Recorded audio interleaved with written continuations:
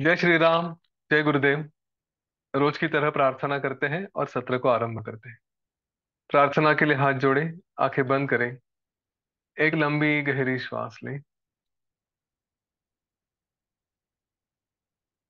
गुरुर्ब्रह्मा गुरुर्विष्णु गुरुर्देवो महेश्वरः गुरु साक्षात् परम ब्रह्म तस्मै श्री गुरवे नमः।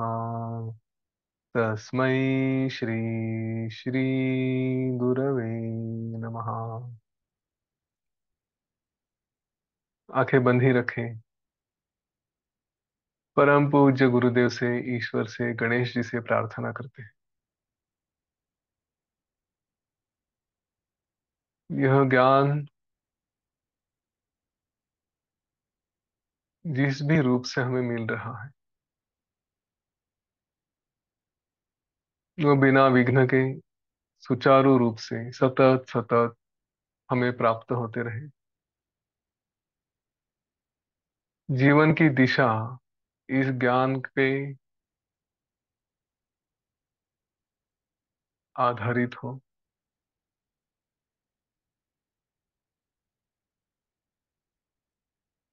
अपना अहंकार छोड़कर, उस मैं का भाव छोड़कर, ये ज्ञान जैसे हमें बहा कर ले जाए वैसे हम बहते चले जाएं।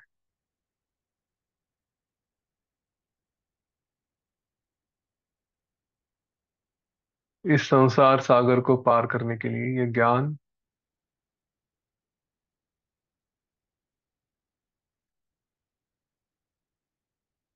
हमारी नौका बनकर हमें दिशा भी दिखाए, पार भी कराए।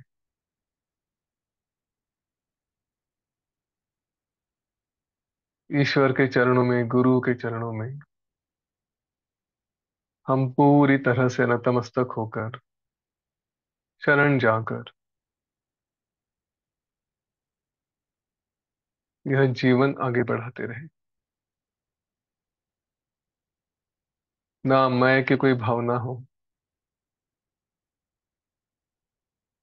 ना किसी और की।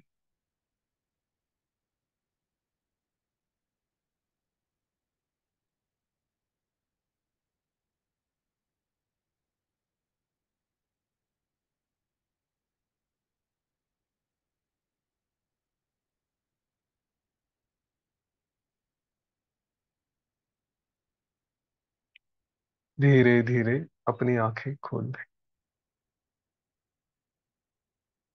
जय गुरुदेव। जय श्री राम। जय जय रघुवीर समर्थ।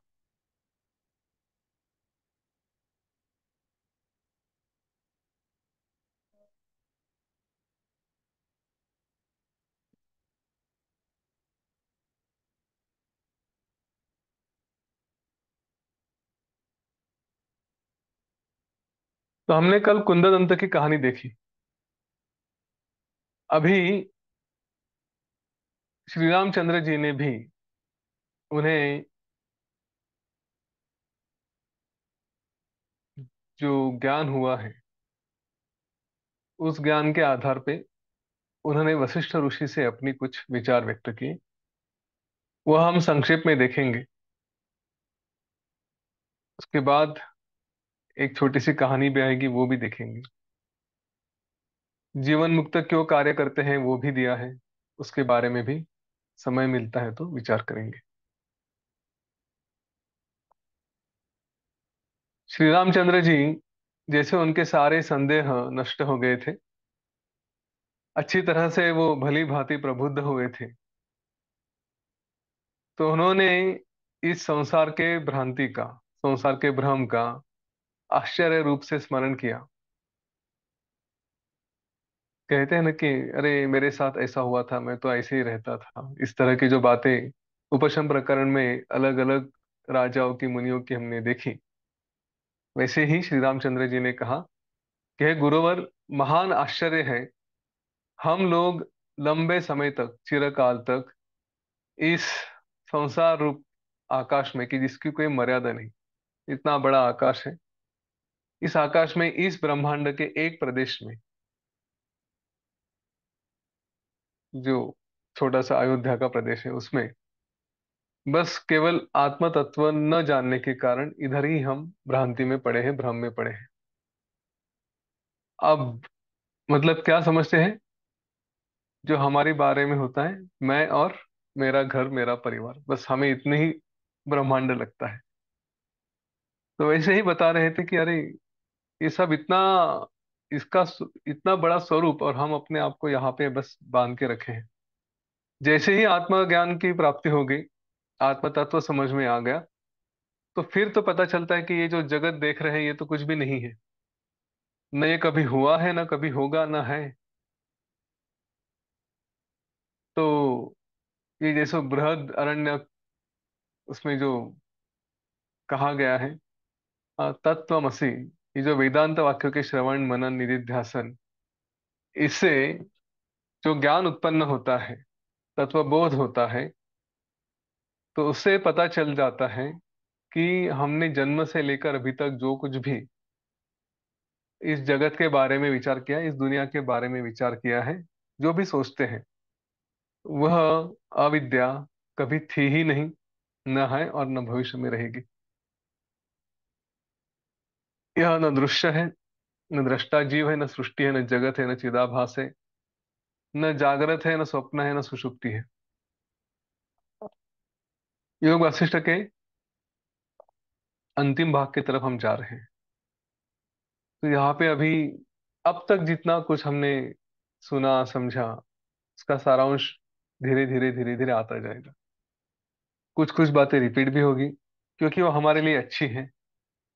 हमने कभी कुछ सीखा था, वो शायद भूल चुके होंगे, इतना लंबा चला है। 172वां सेशन है आज का। तो थोड़ा थोड़ा फिर से टच करना अच्छा रहेगा। इस ज्ञान में आने के बाद, तत्व का बोध हो जाने के बाद, तत्व समझ में आने के बाद, ये तो क्लियर हो जाता है कि कोई दृश्य नहीं है, न देखने वाला कोई है, न सृष्टि है, न जगत है, न चिदाभास है, न कोई अवस्थाएं भी है। ये केवल शब्दों का खेल है। वास्तव में अगर उस परब्रह्म का विचार किया जाए, तो उस परब्रह्म के लिए कुछ नहीं है, वो है, बस है। और हम अगर उस है की अवस्था में रहे, तो और कुछ होता ही नहीं। जो कुछ भी ये अज्ञानियों के द्वारा देखा जाता है, जो कुछ भी वो देखते हैं, उसको अविद्या कहो, अविद्या का कार्य कहो। जैसे खरगोश के सींग होते हैं, अभी वो होते हैं क्या?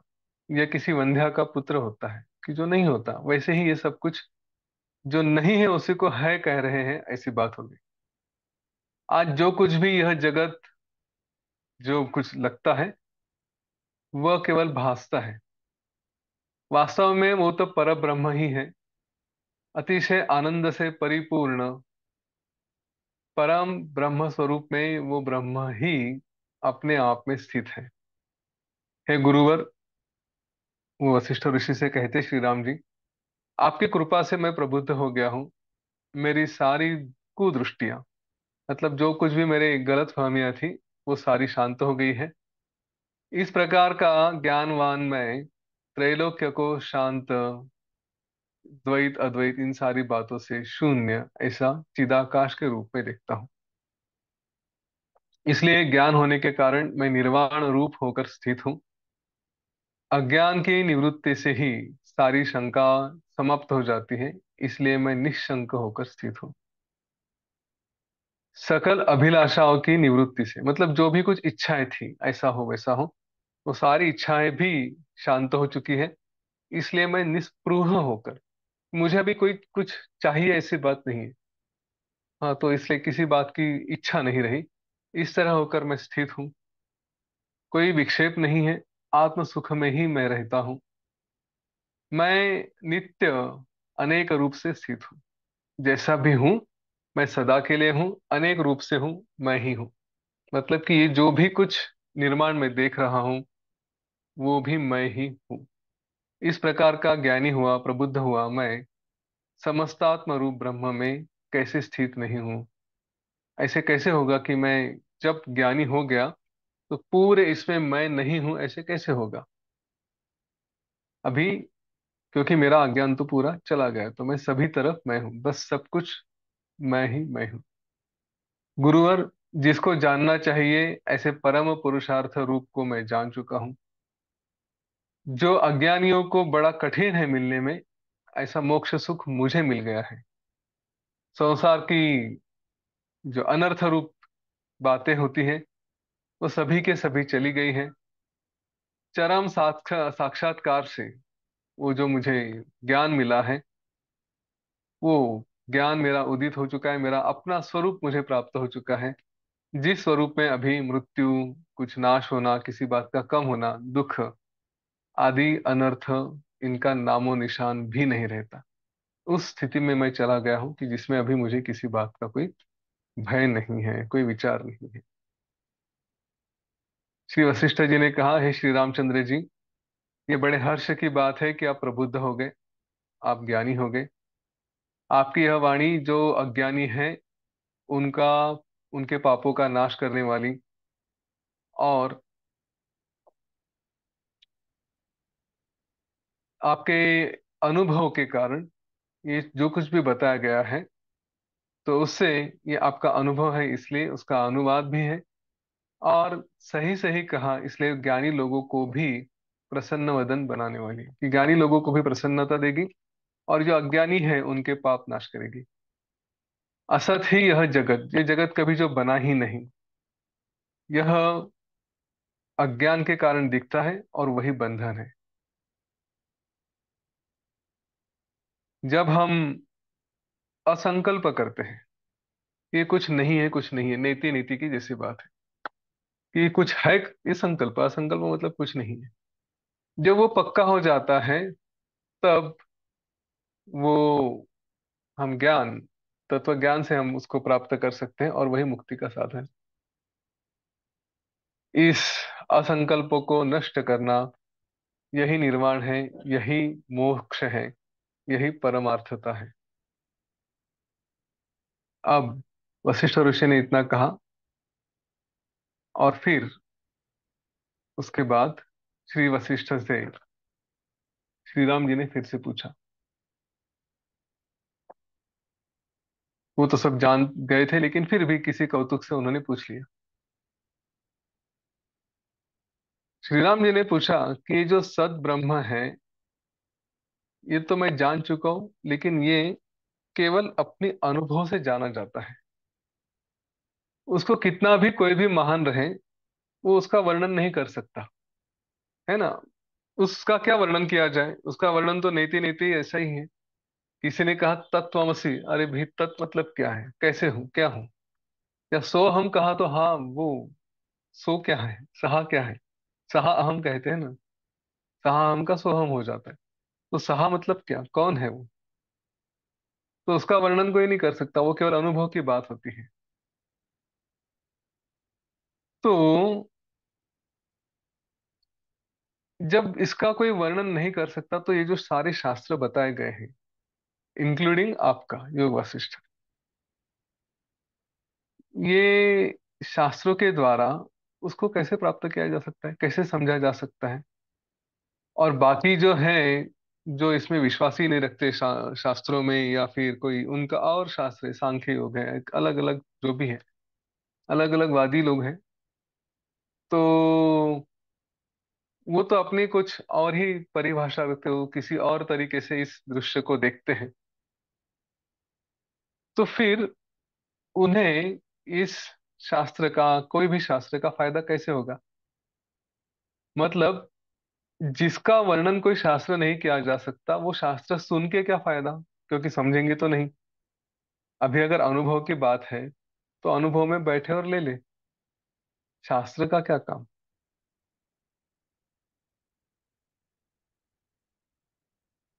ये शास्त्र, ये पहले श्री राम जी ने इनडायरेक्टली वशिष्ठ ऋषि से भी पूछा था कि आप हमें क्यों मार्गदर्शन कर रहे हैं, और उसके ऊपर वशिष्ठ ऋषि चुप हो गए थे।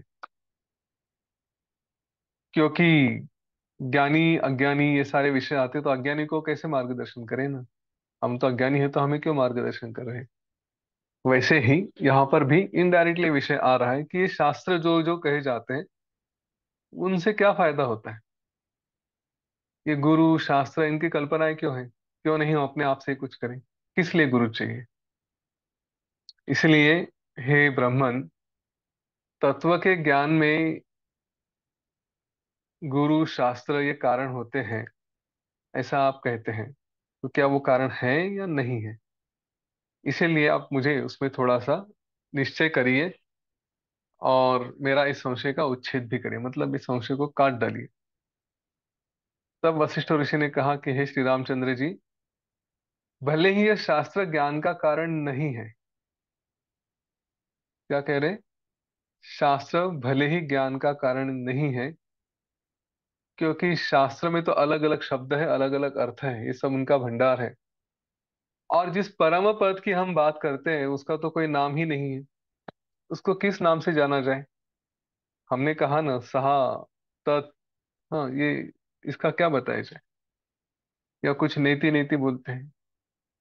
तो ये अलग अलग शब्द हैं, इनसे उसका वर्णन नहीं हो सकता। परम पद तो अनाम है, तो ना उसको शब्द है ना वाक्य है ना उसका कोई अर्थ है। लेकिन फिर भी यह ज्ञान, यह जो शास्त्र है, इस तरह का ये ज्ञान उसके फल के लिए, मतलब उस परम पद का पहुंचाने के लिए कैसे कारण होता है, ये आप मुझसे सुनिए। और इसलिए उन्होंने एक कथा बताई।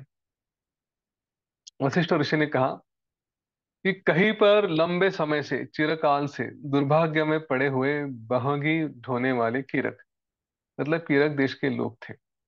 बहंगी ढोने वाले मतलब, अगर आपको वो कावड़ जैसी याद है, लकड़ी का डंडा, एक डंडा होता है, उसके ऊपर दो बड़े बड़े बर्तन लगाए होते हैं और उसमें पानी भर के वो कहीं पर लेकर जाते हैं।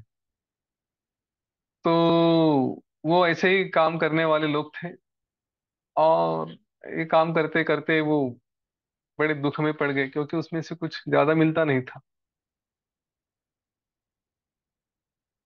चिथड़ों की कंधा से ओढ़नी बनाने वाले ये किरक, किरक देश के जो लोग थे, वो मुंह से अंतःकरण से दीनहीन बन गए। उनकी मतलब दरिद्रता जैसी स्थिति होगी। और फिर उन्होंने विचार किया कि हमारी आजीविका कैसे हो, किस युक्ति से हम अपना पेट भरें।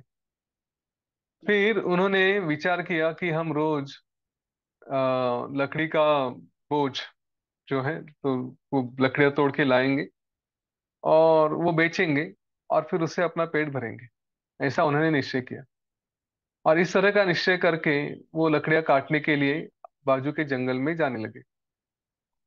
ऐसा कहते हैं कि जब संकट आता है कि पेट कैसे भरा जाए, तो जिससे भरा जाए वो मार्ग अपने आप सामने आ जाता है।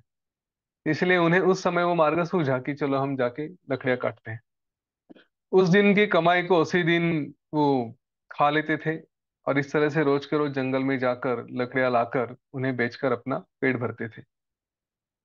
वो जिस जंगल में जाते थे वहां पे गुप्त और अगुप्त, मतलब कुछ छुपे हुए हैं, कुछ ऐसे दिखाई देते हैं। इस तरह के रत्न सुवर्ण और लकड़ियां भी थी। तो उनमें से जो लकड़हारे अभी बने थे उनमें से कुछ भाग्यशाली लोग थे, उन्हें कुछ ही दिनों में उस वन में अलग अलग रत्न सुवर्ण मिल गए। किसी को चंदन की लकड़ियां मिली, किसी को केवड़े चंपा के फूल, किसी को अच्छे अच्छे फल मिले। तो ये सब कुछ बेच बाच कर उन्होंने अपना लंबा समय तक अपना पेट भरते रहे, जीविका चलाते रहे। और कुछ जो अभागे थे या अच्छी चीजों को खोजने में अकुशल थे, वो अच्छी वस्तुएं न पाकर फिर खराब जो जलने वाली लकड़ियां थी, ऐसी लकड़ियां लाकर बेचकर वो अपना पेट भरते थे। लकड़ियां बीनने के लिए, मतलब जाकर चुनने के लिए, ये सारे उद्योगशील सब के सब जंगल में पहुंच गए। वहां पे किसी को कुछ अच्छा मिला, किसी को रत्न मिले, तो वो फिर जल्दी ही वहां से मुक्त हो गए, मतलब कि वहां से बाहर निकले, अच्छा अपना संसार बसाया। इस प्रकार जब तक ये वे लोग नित्य उस जंगल में जाते आते थे, इसी बीच में एक स्थान पर उन्हें चिंतामणि भी मिली। उस चिंतामणि से उन्हें सारी विभूतियां प्राप्त हो गई और इसीलिए वो परम सुखी होकर वहां से सुख से रहने लगे। देखिए, लकड़ियां पाने के लिए उद्योगशील हुए थे, मतलब कि अभी की जीवन की अवस्था खराब है, कुछ तो किया जाए, इसलिए वो लकड़ियां ढूंढने के लिए निकल पड़े और उद्योग करने लगे, ढूंढते रहने लगे। तो इस तरह से सारे पदार्थों को देने वाला वो चिंतामणि उन्हें मिल गया। तो जैसे देवता स्वर्ग में सुख से रहते हैं, वैसे ही ये भी दुख विरहित होकर रहने लगे, कोई दुख नहीं रहा, सारा आनंद ही आनंद रहने लगा।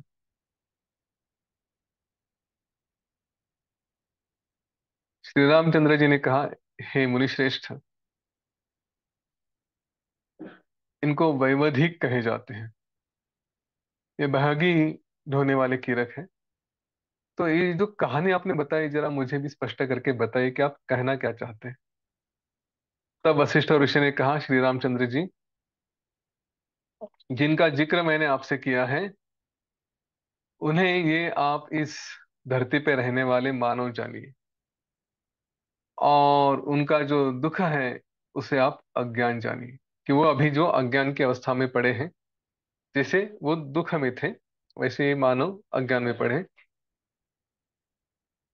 जो मैंने जंगल कहा, उस जंगल को आप गुरु और शास्त्र समझिए, जो उन्हें भोजन के लिए भोगार्थी लोगों की ओर इशारा किया है।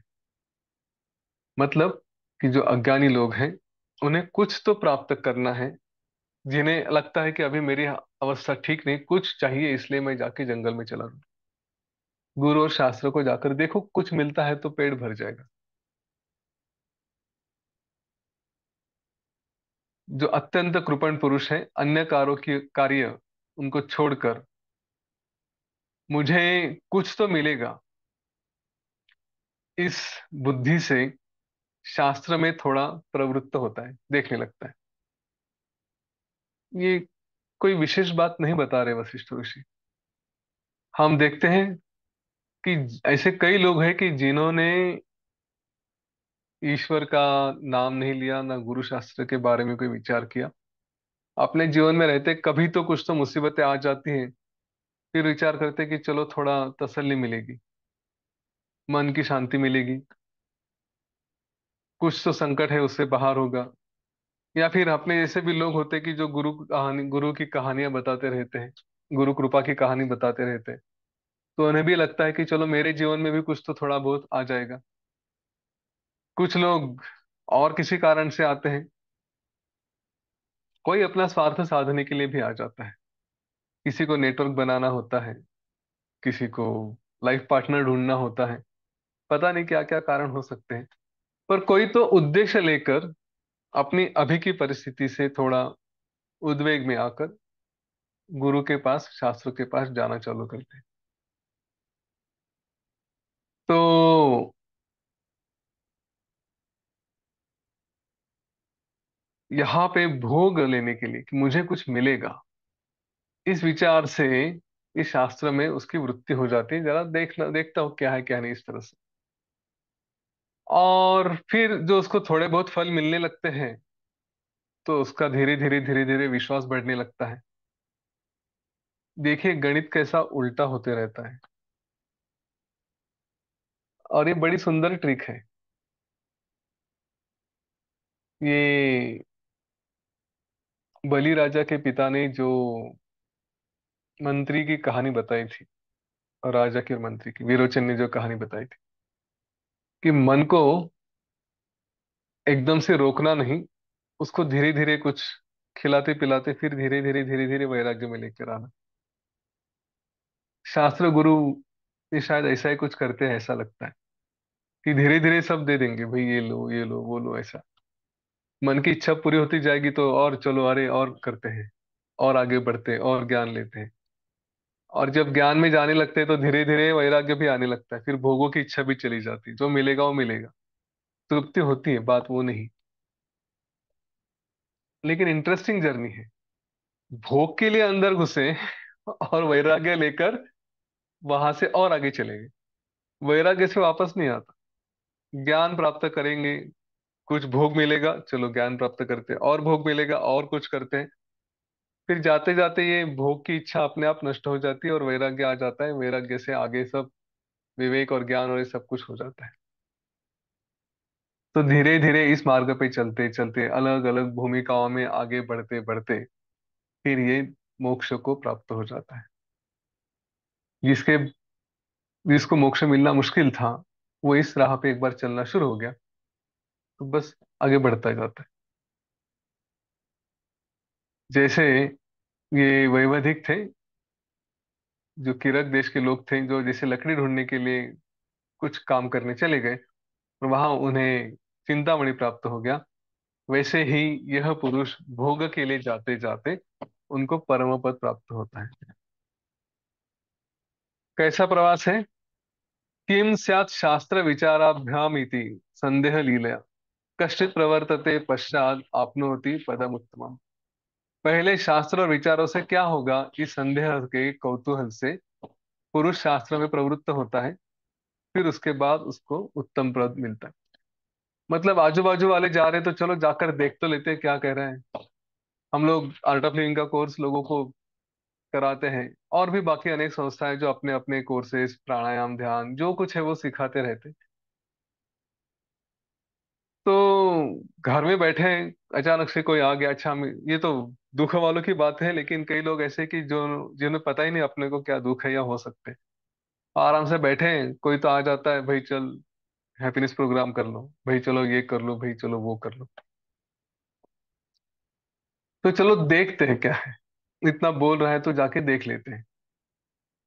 तो ऐसे जाकर देख लेना मतलब संवेदन, थोड़ा चख लेते हैं क्या है, तो पसंद आ गया और उसमें पड़ा रहा, सत्संग में मिल गया, तो धीरे धीरे अपनी प्रगति होती जाती है, उन्नति होती जाती है।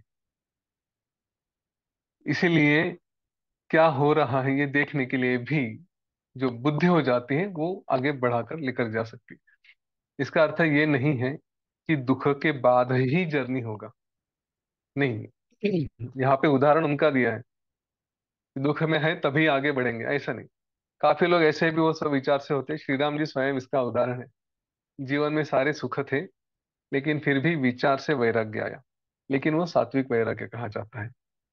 बाकी हम दुख से चलो बाहर निकलते हैं, क्या करें क्या नहीं, ये देखने के लिए जाते हैं। अब प्रश्न ये है कि क्या ये दुख आना आवश्यक है? तो इस बात को समझ ले कि अगर मनुष्य जन्म लिया है तो कभी ना कभी कुछ ना कुछ दुख तो आते ही है। अब दुख आने के बाद ये ज्ञान प्राप्त करो और ये सब करो, उसमें जाना है, या दुख आने से पहले ही ये समझ ले कि अरे मैं मनुष्य जीवन में हूं तो अभी से ज्ञान के मार्ग में लग जाओ। आप जैसे लोग हैं कि जिन्होंने पहले से ही ज्ञान का मार्ग स्वीकार लिया और उसी पे चल रहे हैं, तो फिर ऐसे लोगों को दुख नाम की बात ही नहीं पता चलती। सब कुछ है, आनंद ही आनंद है, उनके लिए क्या कोई दुख नाम का विषय नहीं होता। अब इस विषय में बात करते हैं वशिष्ठ ऋषि। अदृष्टोत्तम तत्वार्थ शास्त्रादौ संप्रवर्तते संदेहनार्थ भोगार्थ जनः प्राप्नोति तत्पदम्। जिस पुरुष को इस परब्रह्म के तत्व का साक्षात्कार नहीं हुआ, वह विषय भोग के लिए संदेह से, संशय लेकर, ये मिलेगा कि नहीं मिलेगा ऐसे विचार से यहाँ पे आता है, और फिर उसे परम पद मिल जाता है। अन्यथा संप्रवर्तन्ते शास्त्रेर वासनया जनाः अन्यद आसादयन्त्याद्यम मणिम वैवधिका इव। अपनी अपनी वासना के अनुसार यहाँ पे क्या क्या मिलता है, शास्त्र के जो अलग अलग फलों की संभावना करते हुए लोग उसमें आते हैं कि मुझे ये मिल सकता है, वो मिल सकता है। लेकिन जैसे उनको वैवधिक लोगों को मणि मिली थी, वैसे ही शास्त्रों से वाणी, और जिसका कोई वर्णन नहीं किया जा सकता, ऐसा अनंत सुख प्राप्त करते हैं। सब लोगों की अपने अपने स्वभावतः ही सन्मार्ग में उनकी प्रवृत्ति होती है, और साधुओं का सदाचार ये उसका दर्शन का कारण है। तो साधुओं के लक्षण बताते हैं, साधु कैसे परोपकार करते हैं। मतलब कोई गया गुरु के पास तो गुरु है ही, वो बोलेंगे हाँ ठीक है मैं तुम्हारा कुछ करता हूँ। परोपकारे अविरतः स्वभावेन प्रवर्तते, यह स साधुरिति प्रोक्तः प्रमाणम स्वस्य चेष्टितम्। जो निरंतर परोपकार में जिसकी इच्छा, जिसकी वृत्ति रहती है, प्रवृत्त होता है, वह साधु कहा गया है। और उसका कार्य भी सब लोगों के लिए प्रमाण है। हम देखते हैं जो ज्ञानी है, अपना विचार नहीं करते, बस सबका भला का विचार करते हैं। साध्वाचार वशाल्लोको भोग संप्राप्ति शंकया संदेहाश्चाप्य तत्वज्ञ शास्त्रादो संप्रवर्तते। साधु के आचार के कारण ही अज्ञानी लोग शास्त्र फल में संदेह रहते हुए भी भोग के आशा से आते हैं। मतलब अगर कोई अच्छा व्यक्ति रहा तो चलो इसके जैसा कुछ बन के देखे, कुछ मिल जाए, उसको देख के इच्छा हो जाती है। भोगार्थ संप्रवृत्तोऽसौ भोग मोक्षा उभावपि तस्मात् प्राप्नोति दावर्थी वनात् चिंतामणि यथा। भोग के लिए फिर जो आते हैं तो उन्हें चिंतामणि जैसे अनेक भोग और मोक्ष दोनों मिल जाते हैं। केचित् चंदन दारुणी केचित् चिंतामणि मणिम केचित् सामान्य रत्नानि प्राप्नुवन्ति यथा वनात् केचित् कामम केचित् अर्थम केचित् धर्मम त्रयम तु वा केचित् मोक्षम शेषम च लभन्ते शास्त्रतस्तथा। कि किसको किसको कुछ कुछ मिल जाता है। जब किसी को जैसे चंदन की लकड़ियां मिली, किसी को चिंतामणि मिला, किसी को और कोई रत्न मिले, वैसे ही जो शास्त्र में प्रवृत्त होते हैं उन्हें किसी को काम, किसी को अर्थ, किसी को धर्म, किसी को धर्म अर्थ और काम तीनों मिलते हैं, और किसी को पूर्ण मोक्ष भी प्राप्त होता है। वर्गत्रयोपदेशो ही शास्त्रादिश्वति राघव ब्रह्म प्राप्तिस्त्व वाच्यत्वात् नास्ति तत् शासनेष्वपि। अगर शास्त्र में ये तीन मिलते हैं, धर्म अर्थ और काम, यही मुख्य उपदेश है, लेकिन सबसे बड़ी बात जो है ब्रह्म प्राप्ति, ये जिसका कोई वर्णन नहीं होता, इसलिए ब्रह्म का प्रतिपादन करने वाले शास्त्रों में भी इसके बारे में ज्यादा नहीं कहा जा सकता। तो कैसे है, जैसे सब अपना अनुभव से ही होता है, तो ये ब्रह्म की प्राप्ति केवल अपने अनुभव से होती है। ये केवल सूचित होती है ये सारे वाक्यों से, हम जो सुने हैं अभी तक, योग वासिष्ठ में जितना पढ़ा है उससे ब्रह्म का वर्णन सुना है, लेकिन अनुभव ही है कि जो बताएगा। इसलिए भले शास्त्र में इतनी शक्ति नहीं है कि वो हमें अ, ब्रह्म ज्ञान करा दे, लेकिन उपदेश में शक्ति है। तो जो अधिकारी है उनको ब्रह्म ज्ञान होता ही है, इसलिए शास्त्र व्यर्थ नहीं है। जैसे स्त्री रत्न में मणि, दर्पण, चंद्रमा, हाँ, इन सब की सुंदरता को मात करने वाली निर्मलता रहती है, वैसे ही ये सारे दृश्य और सारे त्रिवर्ग मतलब धर्म अर्थ काम, इनको मात करके जो अपने सर्वोत्कृष्ट रूप से रहता है, वही ब्रह्म उस शास्त्र में मिलता है। शास्त्र पढ़ के ब्रह्म ज्ञान होगा क्या? इस प्रश्न को जो श्री राम जी ने पूछा था, उसके बारे में बोलते कि वो दिशा दे देगा, वहां तक पहुंचा देगा। अनुभव की बात तो है। अगर मैं उल्टा कहूं कि जीवन में गुरु भी नहीं है, शास्त्र भी नहीं है, तो ब्रह्म ज्ञान हो सकता है क्या? नहीं हो सकता। तो वो होने के लिए चाहिए। अच्छा, केवल इनके द्वारा होगा क्या? नहीं होगा। अपने आप को भी पढ़ाई करनी पड़ेगी, अपना मनन श्रवण ये सब उसके ऊपर होना चाहिए, उसके ऊपर निधि ध्यान होना चाहिए। उसका अनुभव की बात है, अभ्यास भी होना चाहिए। ये तो बस पढ़ लिया हो गया, आज का रीडिंग खत्म, ऐसा नहीं। न शास्त्रात, वही बता रहे हैं, न शास्त्रात न गुरु वाक्यात, गुरु और वाक्यात, न दानात न ईश्वर अर्चनात्, मतलब ईश्वर की पूजा करके, एष सर्व पदातीतो बोध संप्राप्यते परः। यह जो परम बोध है, यह न शास्त्र से, न गुरु जी के उपदेश से, न दान से, न ईश्वर की पूजा से प्राप्त होता है। ये इनसे सबसे प्राप्त नहीं होता। बस ये है कि उसके प्राप्ति के साधन है। ये वाक्य थोड़ा कंफ्यूजिंग है, इसके साथ नहीं होता लेकिन ये उसके साधन है, मतलब क्या?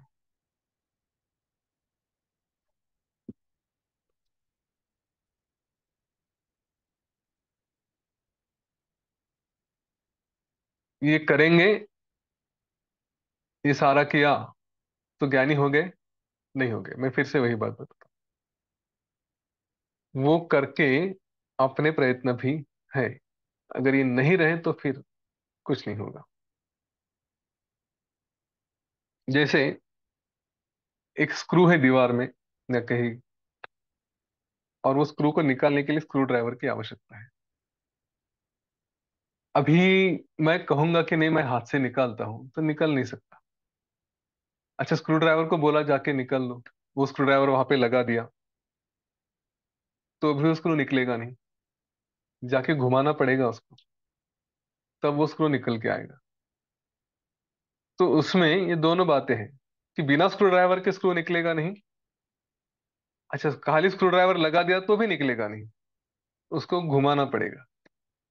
ये जो है ना अपनी बुद्धि का काम, अपना मनन का काम, ये हमें करना पड़ेगा, अभ्यास करना पड़ेगा। केवल गुरु ने बता दिया हो गया नहीं, इन स्क्रू ड्राइवर्स को चलाना पड़ेगा। ठीक है, अपने आप में ही। हे श्री रामचंद्र जी, ये शास्त्र गुरु उपदेश, ये इस परमात्मा के लिए, इसमें शांति के लिए, चित्त शुद्धि के लिए, ये कैसे कारण हुए हैं, ये मैं आपको बताता हूँ। शास्त्रार्थ अभ्यास योगेन चित्तम यातम विशुद्धताम अनिच्छदेव मेवाशु पदम पश्यति पावनम। बार बार अभ्यास करने से शास्त्र से शुद्ध हुआ, सारी भोगों की इच्छा से रहित, और प्रतिदिन अंतर्मुख होने के कारण, मतलब रोज के रोज अपने आप में जाकर विचार करने के कारण, इस परमात्मा की ओर झुका हुआ ये चित्त, यही उस ब्रह्म पद का अनुभव कर सकता है। अभी वही का बार बार अभ्यास करना आवश्यक है। तब ये चित्त की शांति होगी, ये शुद्धि भी होगी। सिद्ध चित्त अगर शांत और शुद्ध नहीं रहा तो फिर वो कैसे उस परमात्मा को जान सकता है। एतत् शास्त्र विद्यायाः सात्विको भाग उच्यते, तामसः सात्विकेनास्य भागेनायति संशयम्। हे श्री रामचंद्र जी, इस शास्त्र से, इसका अभ्यास से जो हमारी अविद्या है उसका सात्विक अंश बढ़ जाता है और तामसिक अंश कम हो जाता है। फिर कहते हैं तच्छ्रुतम यत् किल ज्ञप्ति सा ज्ञप्ति समताया, तत्साम्यम यत्र सौषुप्ति स्थितिर जागृति जायते। जो शास्त्र श्रवण ज्ञान की प्राप्ति के लिए होता है वही शास्त्र श्रवण है। मतलब ऐसे पढ़ रहे हैं, हाँ अच्छी कहानी है वगैरह, अच्छा लग रहा है, वाह वाह वाह क्या बात है, ऐसा किया तो कहानी सुनने के लिए किया। देखिए उससे नुकसान नहीं है, वो भी कुछ ना कुछ बीज डालेगा, कभी ना कभी तो वो कहानी और उसके मतलब ध्यान में आने लगेंगे। ज्ञान की एक विशेषता है कि उसका एक अक्षर भी फालतू नहीं जाता। कान पे पड़ा है ना कभी अपना काम कर ही देगा। लेकिन जानबूझ के प्रयत्न से ध्यान दे के अब उससे क्या ज्ञान मिल रहा है इसका विचार करने लगेंगे, तो उसको कहते हैं कि शास्त्र श्रवण, शास्त्र को सुनना। वही ज्ञान है जिसमें समता होती है, वही समता है जिसमें जागृत में भी सुषुप्त की अवस्था होती है। तो शास्त्र को सुनो ठीक से, उससे ज्ञान मिलेगा। ज्ञान मिलने से समता होगी, मतलब सुख दुख सभी को एक ही जैसे देखेंगे, महाभोक्ता। जब उस अवस्था में रहेंगे तब जागृत में भी, जागते हुए भी अपने आप में नींद का अनुभव की सुषुप्ति मतलब क्या, सारे इंद्रिय कोई रिस्पांस नहीं दे रहे, दुनिया में चाहे इधर का उधर हो जाए, मैं अपने आप में मस्त हूं बस, ये भावना होती है। यह सारा ज्ञान समता निर्विकल्प, ये सारा जो है वो शास्त्र से प्राप्त होता है, और इसीलिए शास्त्र का अभ्यास करें। श्री रामचंद्र जी ब्रह्मलोक पर्यंत ऐश्वर्य से भी बढ़ा चढ़ा हुआ, मतलब कि यहाँ से जितने भी लोग हैं, भूलोक भूलोक स्वर्लोक जो भी है, ब्रह्मलोक तक जितने भी ऐश्वर्य हैं उन सारे ऐश्वर्यों से भी बड़ा, उससे भी विशेष, ऐसा परम पवित्र मोक्ष, इसका सुख प्राप्त किससे होता है, तो गुरु के वाणी से, शास्त्र के अभ्यास से ही प्राप्त होता है। और इसके साथ संत पुरुषों की संगति, नियम और शम, इनसे वो प्राप्त होता है। देखिए, एक बार शास्त्र के मार्ग पे चल गए ना, तो सब कुछ अपने आप आने लगता है। कोई भी पकड़ो, सत्संग करो, उसमें फिर धीरे धीरे इस लाइन पे आते हैं, ज्ञान पे लाइन पे आते हैं। गुरु के पास जाओ, गुरु के बातों पे विश्वास रखो, उससे भी शास्त्र के मार्ग पे आते हैं। फिर उसमें नियम शम वगैरह सब अपने आप आने लगते हैं। अब श्री राम जी ने एक बड़ा इंटरेस्टिंग प्रश्न पूछा। उन्होंने पूछा कि ये जो जीवन मुक्त है, इन्हें तो कर्मों से कुछ लेन देन नहीं होना चाहिए, क्या फर्क पड़ता है, कर्म किए क्या नहीं किए क्या? मतलब मैं रुद्र पूजा करूं या रुद्र पूजा ना करूं, मेरे लिए कुछ नहीं, जीवन मुक्त होना कोई, किसी बात का कोई अर्थ नहीं रहता। लेकिन फिर भी जो जीवन मुक्त हैं, वो तो सत्कर्म करते ही हैं। हम पूज्य गुरुदेव को देखते हैं, हर सोमवार रुद्र पूजा होगी, नवरात्रि होगी, चैत्र नवरात्रि होगी, शारदीय नवरात्रि होगी। हाँ, अलग अलग फेस्टिवल्स अलग अलग सब चलते रहते हैं, कई कार्यक्रम होते रहते, तो फिर क्यों कर रहे हैं ऐसा? ये जीवन मुक्त पुरुष हमेशा एक ही ज्ञान में तल्लीन रहते हैं, आत्म मग्न रहते हैं, तो फिर वो कर्मों का परित्याग क्यों नहीं करते? इसके ऊपर की चर्चा हम कल देखेंगे, 8 मिनट ही बाकी है।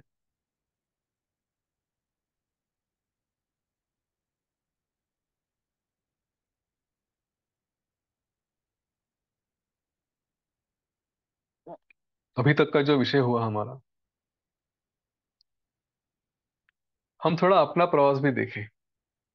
चलिए आंखें बंद करते हैं, 4-5 मिनट के थोड़ा विचार करेंगे। अपनी आंखें बंद करें, थोड़ा ध्यान अपने श्वास पे ले जाए।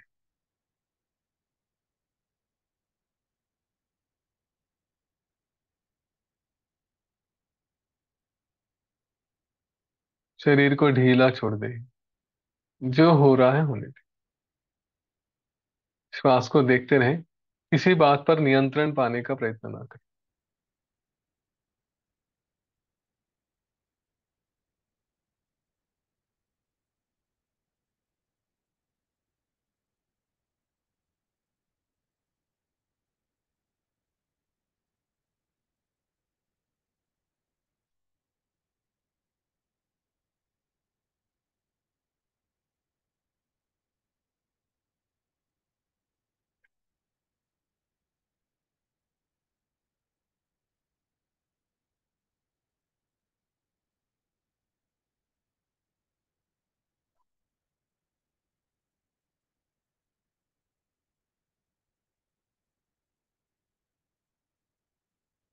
हम इस ज्ञान मार्ग पे कैसे आए,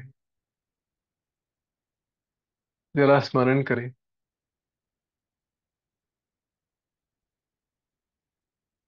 इतना ज्ञान पाकर हमारा सत्व बढ़ चुका है, हमारा भी चित्त शुद्ध हो चुका है।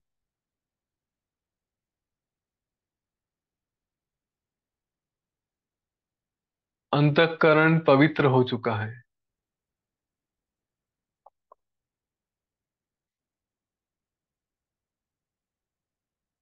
हमारा ये कर्तव्य तो बनता है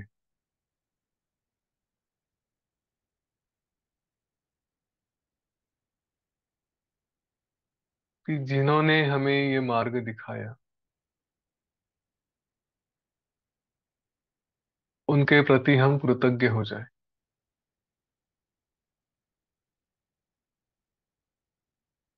और इस सत्व भरे पवित्र शुद्ध अंतःकरण से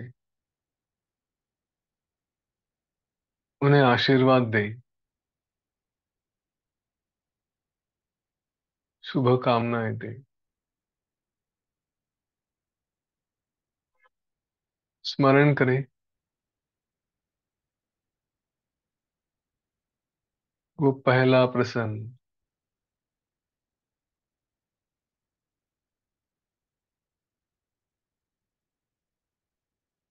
वो कोई भी हो सकते हैं, चाहे मित्र हो, चाहे शत्रु हो। किसी का प्रेम भरा प्रस्ताव हो, किसी का द्वेष भरा बर्ताव हो,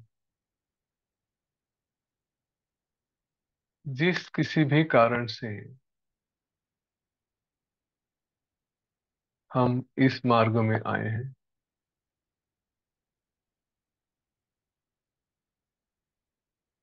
चाहे आनंद से आए हैं, चाहे उद्वेग से आए हैं,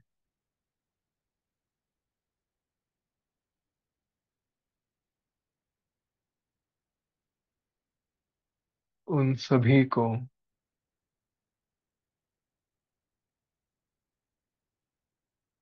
इस यात्रा में जब जब भी जो जो भी मिले, उन सभी को धन्यवाद दे,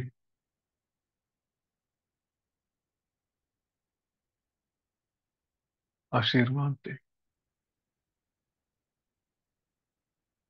उनके प्रति कृतज्ञ हो जाए।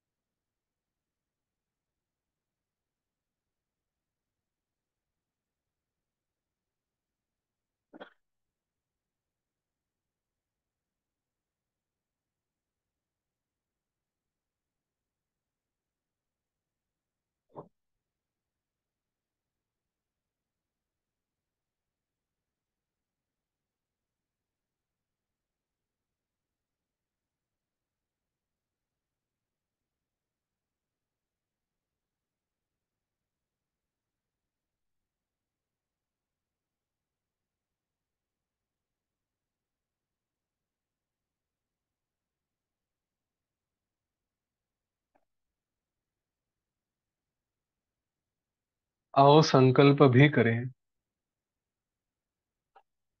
कि हम भी किसी के जीवन में वो दीप स्तंभ बने, जो इस संसार सागर में उन्हें दिशा दिखा सके,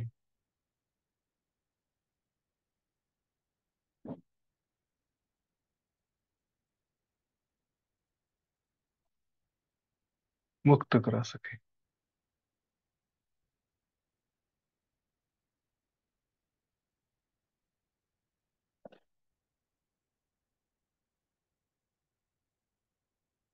ओ शांति, शांति, शांति।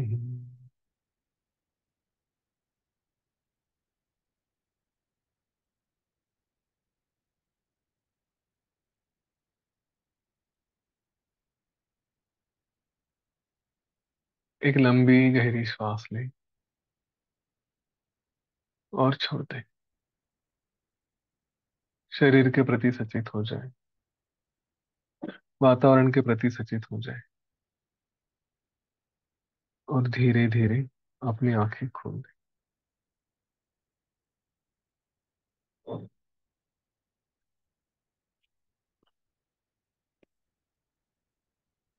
जय गुरुदेव।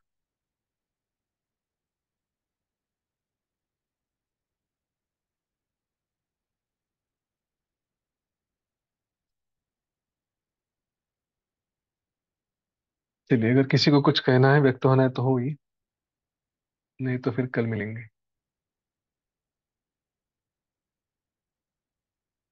शुभम भवतु। ठीक है।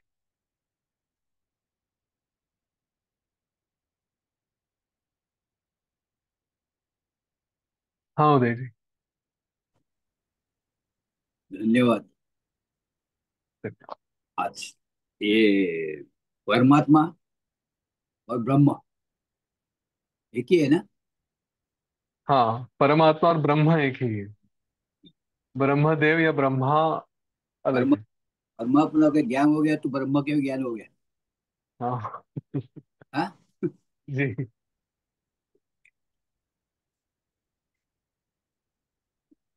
हाँ, दक्षिणी जी। हाँ जी। जय गुरुदेव। जय गुरुदेव। आपने आज आपने वो कथा बताई कि लकड़ी लाने के लिए जंगल में गए, तो मेरा तो वो बहुत मिलजुलता है वो। मुझे तो अध्यात्म का पता भी नहीं था, लेकिन मेरे बहू ने मुझे आर्ट ऑफ लिविंग कोर्स में ज्वाइन करने के लिए बोला, तो मैं ज्वाइन की। लेकिन ये मिलता है इधर, मुझे नहीं मालूम था। तो धीरे धीरे जब इस पथ पे चलने लगे, तो लकड़ी को ढूंढने के लिए गई कि एक बरस तो पूरा मेरे हेल्थ इश्यूज थे, उसके लिए मैं रोज क्रिया करते रही। ये अध्यात्म के बारे में कुछ भी नहीं पता था मुझे। लेकिन जैसे जैसे हम इस पे चलने लगे, खूब पता चलने लगा कि इतना हीरा मोती है, हमें पता भी नहीं था। ऐसा ऐसा भी होता है। तो आज मुझे ये कहानी बहुत रिलेट किया। बहुत अच्छा लगा। और सच भी है। बहुतों के मैंने देखी है, बहुतों की यही कहानी है। मेरे जैसे गुरु के पास जो भी आते हैं, तो हम तो खाली एक बूंद लाने के इच्छा से आते हैं, तो पूरा सागर देते हैं गुरु कृपा से। जी। आपकी बहुत बहुत धन्यवाद। बहुत अच्छा लगा। धन्यवाद। जय जय। जय। गुरुदेव। आपने वो सही बोला, गुरु की कृपा तो होता है, लेकिन हमारी तरफ से हमारा प्रयत्न भी चालू रहना चाहिए, जी। निरंतर चालू से रहना चाहिए। बहुत बहुत धन्यवाद। ये योग वशिष्ठ की ये ज्ञान के लिए आपको बहुत बहुत धन्यवाद। जय गुरुदेव। जय गुरुदेव। हाँ, रमा जी।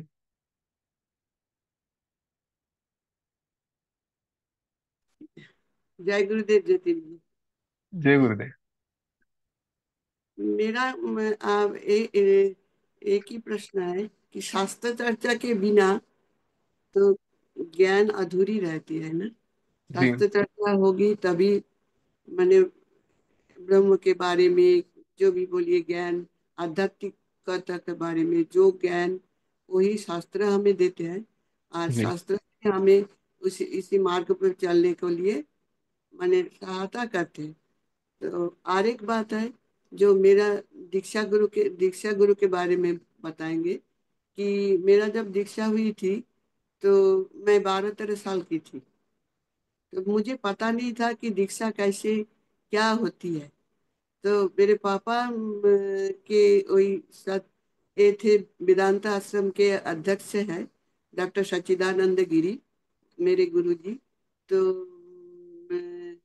उनको पास जब मैं दीक्षा ली तो खाली एक ही बात उन्होंने बोले कि बीज मंत्र तुम्हें दे रही हूँ, ये मंत्र कभी भूलना नहीं, इसको निरंतर जपते रहना।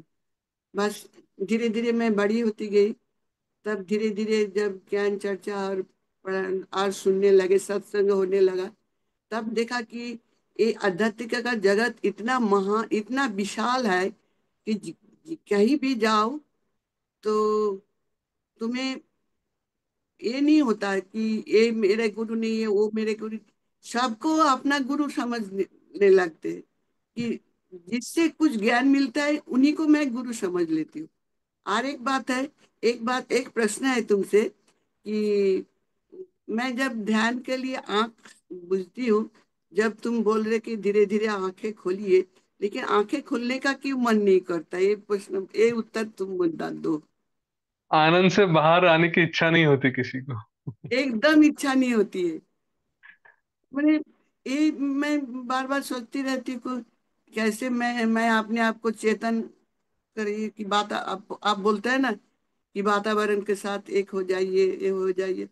गुरुजी भी बोलते हैं, गुरुजी के साथ मैं एडवांस किए, बीटीपी किए, सब कुछ किए, लेकिन जब भी मेरा गाइड जो भी बोलिए, वो जब बोलता है ना कि धीरे धीरे आंखें खोलिए, अपने आप को वातावरण के साथ एक कीजिए, तब किसी तरह से आंखें खोलने का मन नहीं करता। लगता है कि और थोड़ी देर आंखें बंद करके बैठी रहो, ऐसी इसी तरह बैठी रहो। हाँ यही मेरा होता है। प्रश्न है, क्यों लगता है ऐसे? नहीं, वही आनंद में रहते हैं। कभी कभी कुछ लोगों के साथ होता है कि बहुत थक जाते हैं, नींद रहती है, तो फिर नींद से कैसे उठे, ऐसा भी होता है। हाँ। लेकिन किसी के साथ ये है कि नहीं, बस आनंद में है तो चलो उसी का आनंद, अनुभव लेते रहे। आनंद वो माने छोड़ने की एक इच्छा एक नहीं होती। तरह, इस तरह का आनंद को मैं समझा नहीं सकती, किसी को एक्सप्रेस नहीं कर सकती, इस तरह का आनंद होती है। नहीं, नहीं हो सकता, कोई नहीं व्यक्त कर सकता उसको। व्यक्त नहीं कर, इसीलिए आंखें खोलने का ही मन नहीं करता। अभी जब तुम बोल रहे थे कि आंखें खोलिए, आंखें खोलिए, तो मैं तो इधर हूँ, तो तुमको तो दिखाई नहीं दे रहा है, मैं मुझे आंखें खोलने का मन ही नहीं कर रहा था। जी। गुरु जी को दर्शन जय करे तब।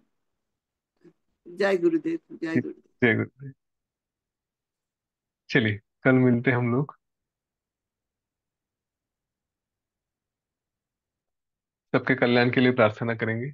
आंखें बंद करें, एक लंबी गहरी श्वास लें। लोका समस्ता सुखिनो भवन्तु। लोका समस्ता सुखिनो भवन्तु। लोका समस्ता सुखिनो भवन्तु। ओम शांति, शांति, शांति। सकलमंगलं भवतु। जय गुरुदेव। जय श्री राम।